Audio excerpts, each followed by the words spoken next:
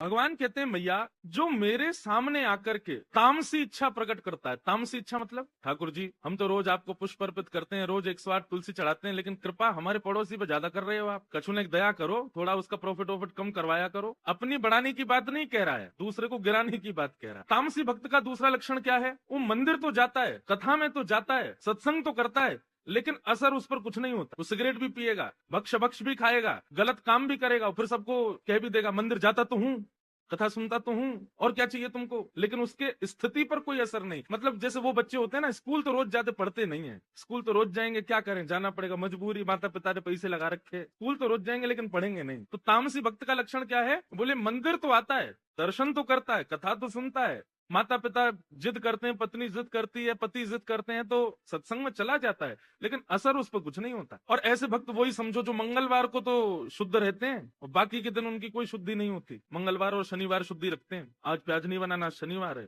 हम शुद्ध हैं। ये तामसी भक्त का लक्षण है। एक ही दिन शुद्ध रहना है बस, बाकी के दिन अपवित्र में ही तुम्हारी स्थिति है। कहने का अभिप्राय, जो केवल और केवल खाना पूर्ति करता है मेरे पास आने की, उसके स्थिति पर उसका कोई असर नहीं होता मैया, वो तामसी भक्त। तामसी भक्त का दूसरा लक्षण क्या है? बोले दंभ, पाखंड करता है वो। जैसे बगुला भगत देखा है? देखा तो किसी ने नहीं होगा, पढ़ा सबने होगा उसके बारे में, स्कूल में पढ़ाते थे। बगुला भगत कैसा होता है? एक पैर पर खड़ा रहता है और इतने पानी में ही खड़ा होता है जितने में डूबे ना, और एक पैर पर खड़ा होकर नेत्र बंद करके खड़ा रहता है। तो मछलियां जितनी भी होती हैं वो सोचती हैं, ओहो तपस्वी बाबा आए हैं, नेक प्रणाम कर आए भैया। परिवार सहित मछलियां उसके आसपास जैसे ही आती हैं, सो ही महाराज बगुला भगत जी चोंच खोल के सीधे डालते हैं और मछली खा जाते हैं। ये है बगुला भगत। दिखाएंगे तो ये कि भगत हैं, लेकिन अंदर से बिल्कुल उल्टे हैं। तो जिनके अंदर पाखंड है, मतलब कैसे, सब उल्टे सीधे काम कर रहे हैं, लेकिन पता चल जाए कि कोई हम पर दृष्टि रख रहा है, सोई माला जब लेके बैठ जाएंगे।